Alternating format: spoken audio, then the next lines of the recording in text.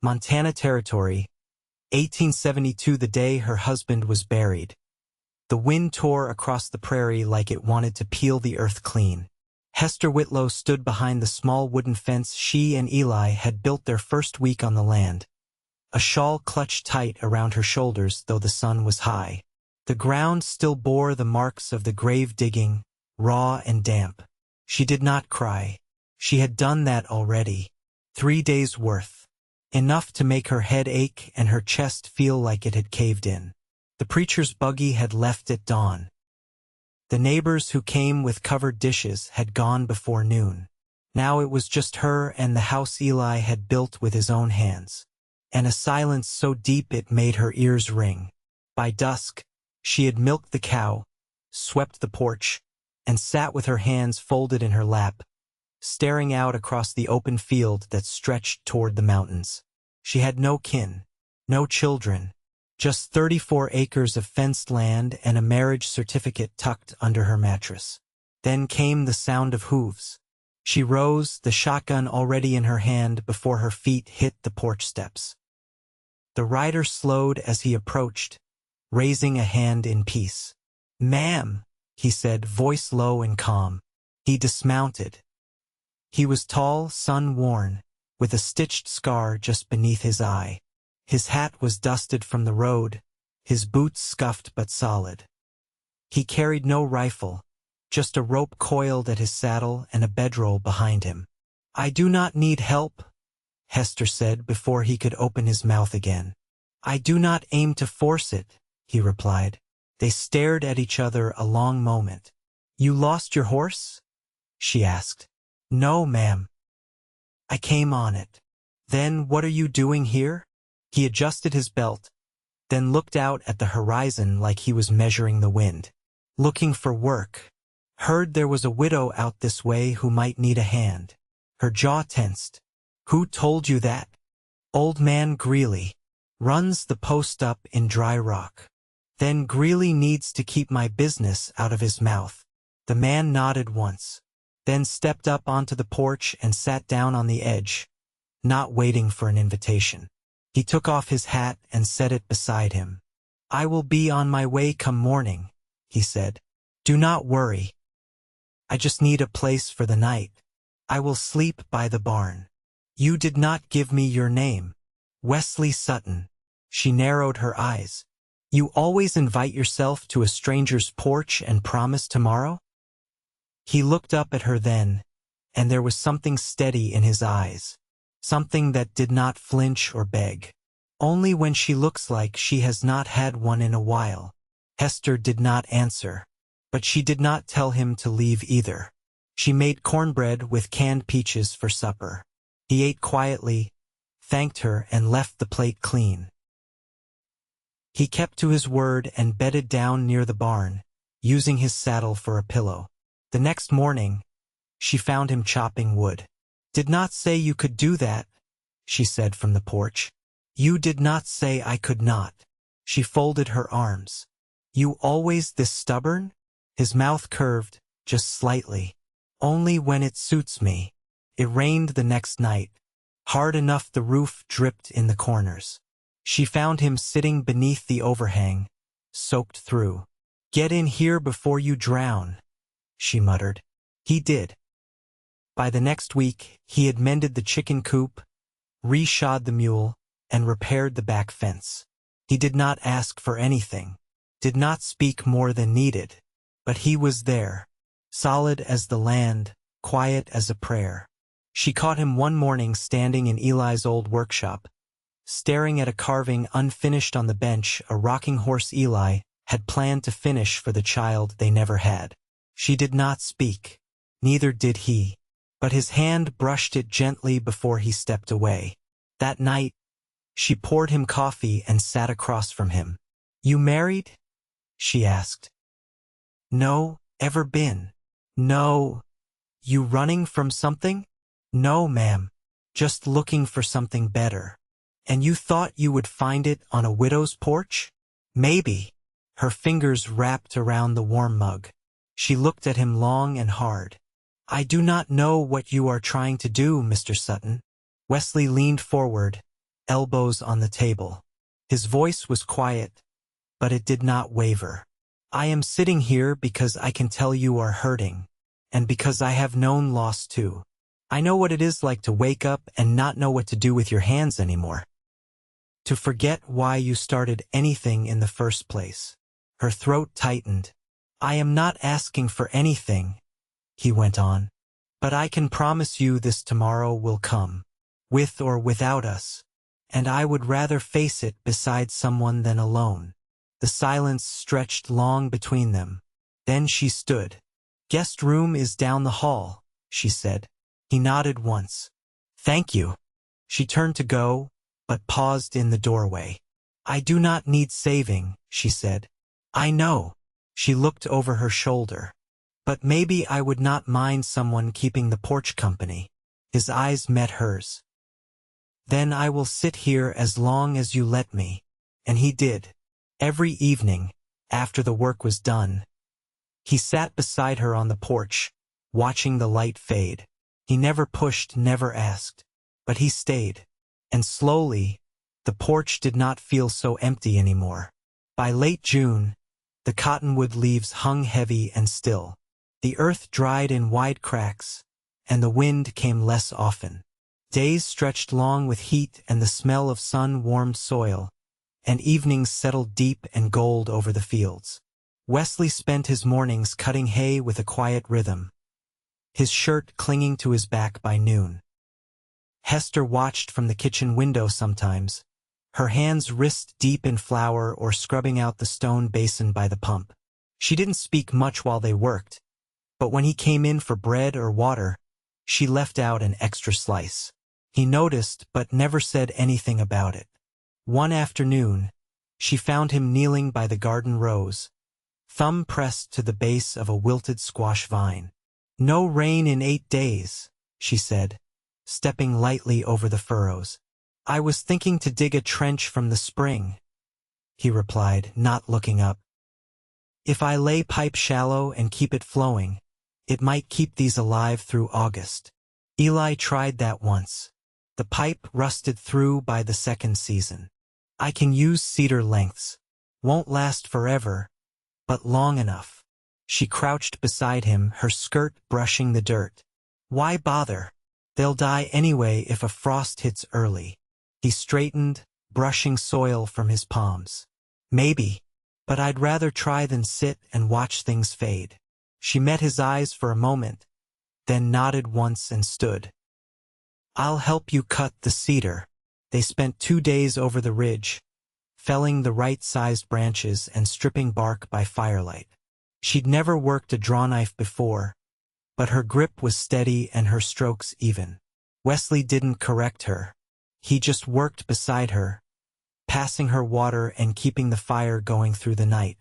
That second night, they sat cross-legged on the pine needles while the goatskin coffee pot hissed over the coals. You always stay this quiet when you work? She asked, breaking a piece of hard biscuit between her fingers. I talk when there's something worth saying. And what counts for that? He looked toward the dark slope of the hills. Things that don't break when you speak 'em out loud. She took a moment, then said, I once thought we'd have a child by now. Wesley didn't move. I bought linen last spring. For dresses. Small ones. I kept it in a box under the bed. Still, he didn't speak. I gave it away last week. Hadn't touched it in months. She didn't cry. She just looked into the fire, eyes steady and dry. He said nothing, but he reached for another log and added it to the flames, the light catching the sharp line of his jaw. They didn't talk again until morning. Back at the house, she handed him an old knife roll Eli had kept in the barn rafters. He ran a thumb along the leather stitching. These yours now, she said. No point keeping tools for a man who won't use them. He met her eyes. You sure? I wouldn't give them to someone who couldn't handle them. He nodded and tucked it under his arm. Later that week, she caught him sharpening the smallest blade with a whetstone, the strokes slow and careful. He didn't notice her watching from the doorway, and she didn't interrupt. The next Sunday, they rode together to Dry Rock for salt and lamp oil. She hadn't been since Eli's passing, and the general store smelled the same pine boards, molasses, and dust. A few women gave her long looks, as if measuring how long a widow should wear gray before she started riding with a man beside her. Wesley didn't notice or didn't let on if he did. He tipped his hat to the shopkeep, helped her carry the flour sack, and waited by the horses as she spoke with Mrs. Eames about chickens. On the ride back, she said, "They're wondering." He glanced over. "About what?" "What I'm doing with you." He didn't answer right away. Then, "Does it matter?" She flicked the reins gently. "It does if I let it."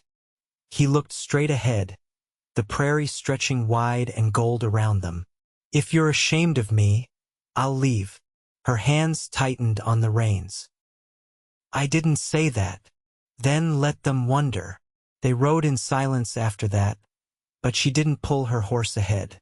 She let his ride close beside hers, hooves falling in rhythm. That night, she set 2 plates without thinking and caught herself halfway through spooning beans. He was still outside, oiling the hinges on the barn door. When he came in, she didn't speak, just handed him the plate and sat across from him, her braid slipping over one shoulder. He ate quietly, then set his fork down and leaned back. "Why'd you choose this land?" he asked. She looked at him. Eli wanted mountains close enough to see, but not so close the cold came too early. "And you?" "I wanted somewhere no one could tell me what to be." He nodded once, slow. "Seems you found it." She traced a finger along the edge of her mug. "Seems I did." Outside, the crickets had begun their song. No wind, no clouds, just the hush of summer settling in. She stood and gathered the dishes. He followed her to the wash basin, rolling up his sleeves. "You don't need to, I know." They worked side by side, the water warm from the day's heat, their elbows bumping once, then again without apology. She didn't say goodnight when he turned toward the guest room, but she watched him go. The calf came too early. Hester found the heifer down by the dry creek, legs folded awkward, hide slick with sweat, eyes rolling white. She hadn't noticed the signs the day before, too caught up in boiling jars and turning beans, too used to Eli being the one who watched the herd close. Now it was her hands on the animal's flank, trying to soothe without knowing much more than instinct. "Something wrong?" Wesley asked behind her, his boot steps soft in the grass. Hester didn't glance up. "She's laboring too long. It's breech." He knelt beside her, pressing a hand to the heifer's side. "We've got to turn it." "I've never done that." "I have," he said gently. "But I'll need both hands." You hold her head. Talk to her. She moved quick, kneeling in front of the cow, murmuring low, nonsense sounds mostly, just to keep her calm. Wesley's arm disappeared into the birth canal, and the heifer jerked once, then stilled. Hester kept one hand on the damp forehead and the other on her own thigh, nails digging in. "Almost," Wesley muttered. "Almost. There." Then came the wet rush and the calf slid free, limbs trembling, ribs fluttering like a trapped bird's. Wesley cleared its mouth, rubbed it down with burlap, and after a long pause, it gave a weak, wet bleat. Hester exhaled hard through her nose, not realizing she'd been holding her breath. "Little bull," Wesley said, wiping his hands on his trousers. "He's small, but he'll stand." She didn't answer right away. The sun was just breaking over the ridge, lighting the calf's slick hide like fire on copper. "I'd have lost her," she said finally. "You didn't." "I would've if you hadn't come." He looked at her, not smiling, just steady. "You didn't call for me." "No," she said, "but I was glad you came."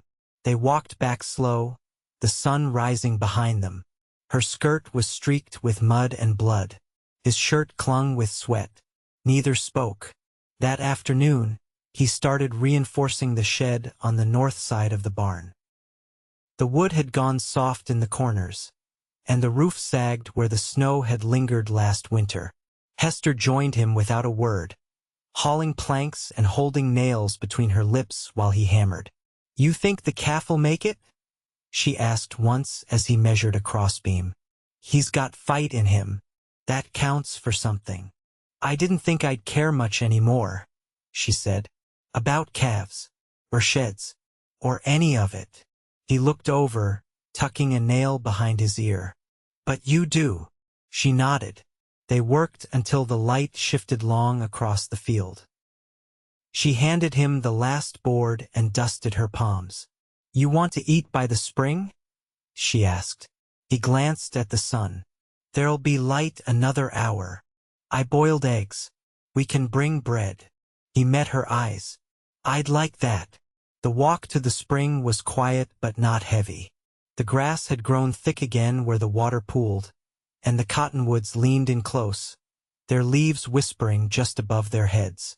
She laid a cloth across a flat stone, set out the food. He took off his hat and rested it beside him. "Where was home for you before this?" she asked. "Nowhere long. My folks wintered near the Cimarron, but I left young. Rode fence for a ranch in the Sangre de Cristos, then moved north. Took whatever work I could." "Why'd you leave?" He looked down, breaking bread in half. "My brother died in a flash flood when I was 16. I saw it happen. After that, I couldn't stay still. Felt like the land wanted to swallow me whole." She looked at him. "That why you kept writing?" Partly, 'cause I didn't know what else to do with myself." She passed him the tin of salt. "Didn't think I'd want company again. Not after Eli. But it's easier with you here." "Not simple. Just easier." Wesley nodded slowly. "I don't expect anything from you. But I'd stay as long as you want me." She didn't answer right away. The wind caught the cloth edge, and she pressed it down. "I don't want to be alone anymore," she said. He reached for her hand. Not quick, not bold, just steady. His hand was warm and calloused, and he didn't hold too tight. She didn't pull away. They sat like that a while, watching the water move through the grass, the sun dipping low behind the trees. When they stood, he didn't let go until she did. That night, she left the guest room door closed. He slept in the barn by his own choosing, his bedroll set near the stall where the calf now stood on wobbly legs. She found him there before dawn, feeding the young bull scraps of hay. "Get any sleep?" she asked. "Enough." She stepped closer. "You don't have to stay out here." He turned. "I know." She looked at the calf, then at him. "But if you want to, I'll bring you coffee. Just the way you like it." He nodded once. "I'd like that." And when she came back with the tin cup, he took it from her hands like it meant something more than morning. The wheat came in better than she expected. By mid-August, the heads bowed full and golden, and the wind rustled through them like a hymn too low for voices. Hester stood at the edge of the south field, one hand resting on her hip, the other shading her eyes. Wesley walked the rows ahead of her, stooping now and again to check for beetles, rubbing a kernel between his fingers to test its body. She called out, "Think it'll hold another week?" He didn't turn. "If the weather stays dry, we've got 5 days. Maybe 6. She nodded. "Then we'll start cutting come Sunday." Wesley rose, brushing his palms on his trousers. "I'll sharpen the cradle blades tonight." They walked back together, the dirt path soft with last night's dew. Hester carried her boots in one hand, feet bare, skirt hitched just high enough to keep from dragging. As they neared the house, she said, "There's a letter on the table, from my cousin in Illinois." He wiped his brow with the back of his hand. "You still write to her?" "She wrote first. Wants me to come back east. Said I could stay the winter with her. Said I could start over." He didn't answer right away, just reached for the gate and held it open as she stepped through. "You thinking of going?" he asked once they reached the porch. "I was before the calf, before the cedar trench, before you." Wesley leaned against the post, arms crossed. "And now?" She sat down on the top step, letting her hair fall from the braid she'd worn all morning. "Now, I don't know if I'd like the sound of a roof I didn't raise myself." He nodded once, slow. "You'd be missed here." She picked at a loose thread on her sleeve. "I think I'd miss me here, too." That night, after the supper dishes were dried and stacked, Hester lit the lantern and stepped into the back room. She opened the cedar chest tucked under the window and pulled out a folded piece of muslin, the last of the good fabric she hadn't traded away. She carried it to the table where Wesley sat oiling the cradle blade, his hands moving with practiced care. Without a word, she laid the muslin in front of him. He looked up. "What's this? New curtains? Or a tablecloth? Or something that belongs here now?" He brushed his fingers lightly over the fabric. "You want me to sew?" She gave a half smile. "I want you to stay." He pushed the cloth aside and leaned forward, elbows on the wood, his voice low. "Then I will." The next morning they began the harvest. Hester handled the scythe with arms stronger than she remembered having, sweat running in thin lines down her back before the sun had cleared the trees. Wesley moved beside her, not ahead, not behind, just close enough to match her rhythm. They worked until their shadows stretched long, then loaded the wagon with the first bundles. As she tied down the last sheaf, her hand brushed his. She didn't pull away. Later, they sat on the porch, boots off, feet resting on the worn boards still warm from the day. He passed her the tin cup without a word, and she took it, their fingers brushing. She didn't look at him when she spoke. "I heard once that when horses bond, they stand close enough to feel each other breathe." He turned his head. "People aren't horses." "No," she said. "But I think I like the sound of it anyway." He reached out and took her hand, not with urgency, but something steadier. "You're not alone anymore, Hester." She turned to him, eyes soft but certain. "Neither are you." And they sat that way, shoulder to shoulder, as the stars came out one by one, and the weight of silence between them became something worth keeping. The frost held off longer than expected. By early September, the mornings came cool but not biting, and the afternoons held onto their warmth like the land wasn't quite ready to let the season turn. Hester had taken to rising early, just as the light touched the porch rail, her shawl drawn close and her boots unlaced as she fed the hens and checked the smokehouse. Wesley was usually already up, cutting kindling or hauling salt lick to the pasture. One morning, she stepped outside to find him folding the last of the laundry from the line, her dresses and linens crisp with sun. "You're not on laundry duty," she said, stepping down into the dew-wet grass. "I figured I'd trade you for the stew I smelled last night," he said, laying a folded shirt atop the pile. She raised an eyebrow. "You think stew's worth all that folding?" "I think you make it worth more than that." She watched him a moment, then picked up the basket. "Come inside before the bread cools." They ate by the window, the sun warming the floorboards. He tore his bread into smaller pieces as he ate, slower than usual. "Marshall passed through town yesterday," he said. "I saw him while I was picking up nails." She sipped her coffee. "Trouble?" "No, just passing through from Fort Shaw. He was asking after properties with clear titles." She set the cup down. "Why would he ask you that?" "He recognized your name from the land roll. Said your claim's one of the few left from the first round of homesteads that's still in good order. Asked if you'd thought of expanding." She leaned back slightly. "I hadn't. I told him that."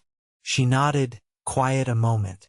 "I sometimes wonder what Eli would have done, if he'd lived long enough to see the wheat hold. or the calf stand.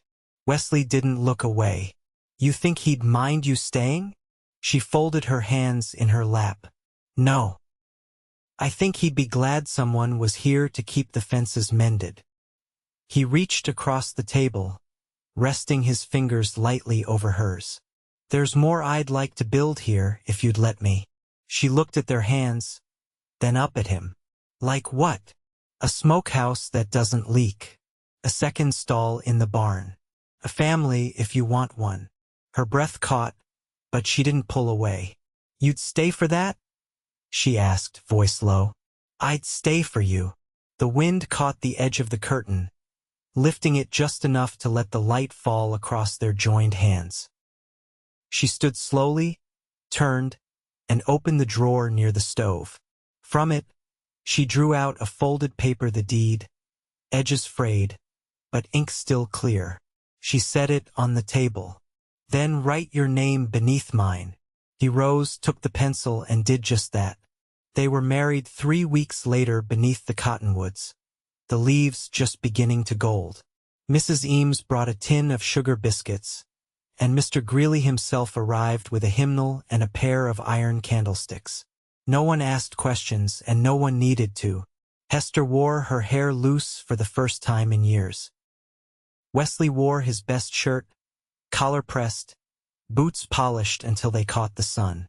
When the words were spoken and the paper signed, he kissed her with a gentleness that held every season they'd weathered together.